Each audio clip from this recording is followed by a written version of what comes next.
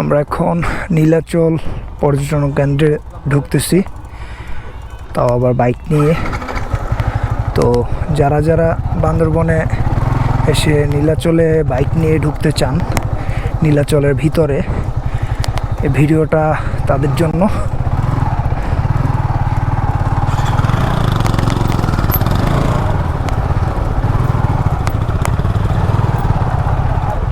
এদিক দিয়ে নাকি গেট খুলে দিবে তো?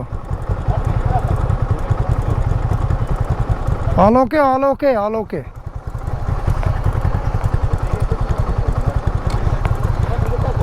দিচ্ছি ভাইয়া, দিচ্ছি, আমি দিচ্ছি, ওরা ঢুকতে দেন।